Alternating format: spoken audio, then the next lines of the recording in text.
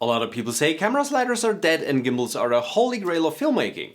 I don't necessarily agree with those people because I think there is a time and place for every tool, and sometimes a simple tool like a camera slider will yield better results in an easier manner than any gimbal. So I'm going to show you which these situations are and why I think you need a camera slider.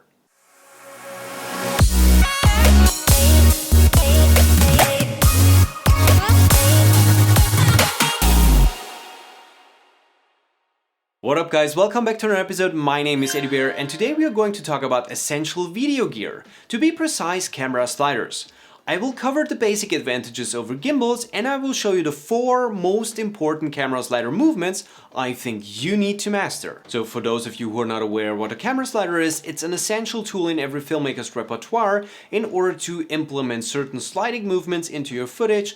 So for example, if you're shooting something like weddings, interviews, product shots, close-ups, it is the most easiest way to achieve steady movement in your footage. Therefore, it's a must-have in your camera bag. Now you may be wondering, why not just use a gimbal? Actually, there is a magnitude of reasons for that. First of all, human nature. Just imagine for a second you're standing in front of an object, and how do you take a closer look at it? Are you panning and tilting your head around to get a better look, or are you moving alongside the object to get a better and closer look at it? See? The sliding movement feels more natural to us, so therefore if you implement sliding movement into your footage, your audience will better receive it. Another option to counteract unwanted movement in your footage would be to film your scene at 60 or 120 frames per second, which is super cool because it gives you the super slow motion effect. But let's say you're filming a wedding or an interview.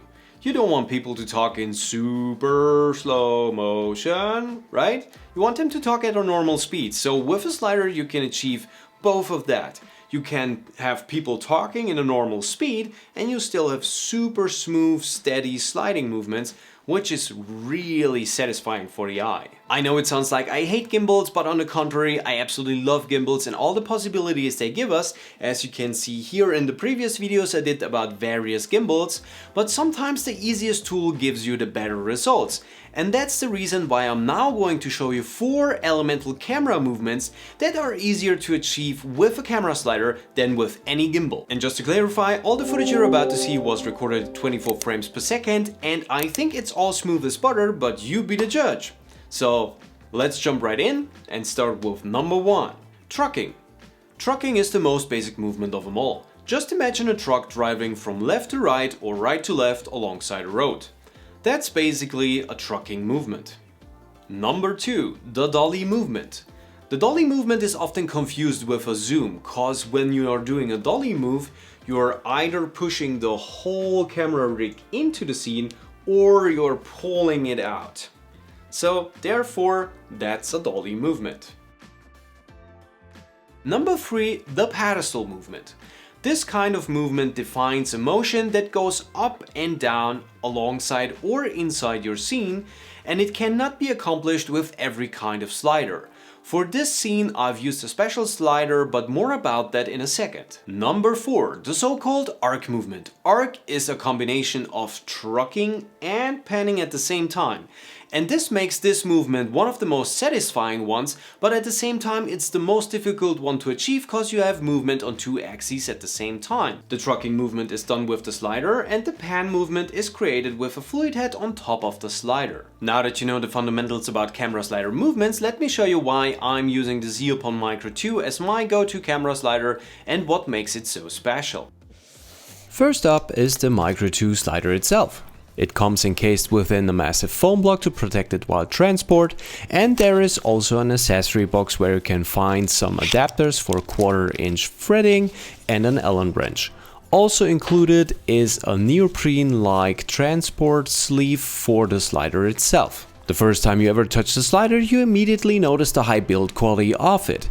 Even though the body is only 33 centimeters long, through its smart design you get a travel distance of 54 centimeters. Since most parts of the slider are made out of aluminum, it is really rigid, so it can take a massive payload up to 5 kilograms without any hustle. If the slider isn't needed, you can secure your whole setup with the 2 security pins on the top so you're not able to move the slider. And through the fact that this is a fluid dampened slider, you will need quite the force to move the slider around, but more about it later, cause this is the most important feature of the Zeapon Micro 2. An available accessory is the Easy Lock 2, which can be screwed onto the Micro 2 in order to take low angle shots. The 4 adjustable feet make it possible to level your slider no matter what ground you are on. You can adjust the individual angle and also the height of every single feet. Once aligned properly, even heavy setups like this one with the 5D Mark IV and the 85mm 1.4 lens can be moved with just one finger and without any kind of shakes.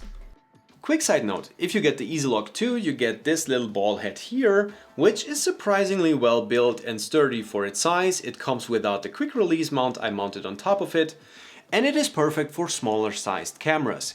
If you are recording on a DSLR, you will have to go for something bigger, so I went out and got myself a Manfrotto fluid head, which is perfectly fine for this kind of slider, and even with a bigger rig and bigger lens, this slider has no issue maneuvering all the weight around, so if you're going for some serious footage, this is the setup you want to go for. Also, let me point out some of the unique features of the Zeapon Micro 2. One of them is the central mounting point on the bottom of the slider. This way you're able to use this slider with just one tripod or mounting point no matter how you use it. You can use it diagonal, you can use it even vertically, and if you want to go really fancy, you can go upside down. Another thing is their fluid dampening system. This system helps you to create smoother footage because you will always have some force working against your push, so this way you don't necessarily need a motorized slider, meaning you can save on your costs and you make yourself independent from batteries.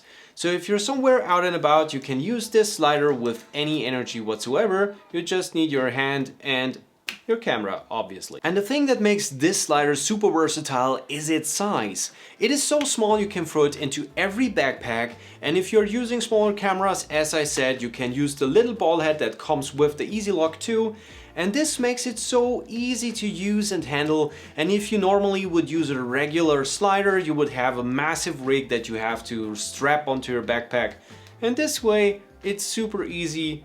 Just throw it into your bag or use the bag that they give you to it and you're good to go. I also gotta admit that there are certain things you need to be aware of, so it's not all unicorns and rainbows. For example, if you're using a top-heavy camera and you're extending the slider all the way, make sure that your tripod is on the widest possible stance, otherwise it could tip over. Another annoying thing is that some of the oil that is responsible for the fluid dampening system over time can make its way out of the slider, and this way it will mess up your bag or wherever you're storing it. So make sure that you check once in a while the edges of the slider, and if some oil gets out, just wipe it away and you'll be fine. And even after a long time of usage, these were the only two things I've ever found that were not so perfect on the Zeapon Micro 2. Aside from these things, I think it's one of the best sliders you can get at the moment, and it's so versatile, it makes pretty much every shot possible. If you're still not a big fan of camera sliders, check out my tutorials regarding gimbals, and if you liked today's episode, don't forget to like, share, subscribe.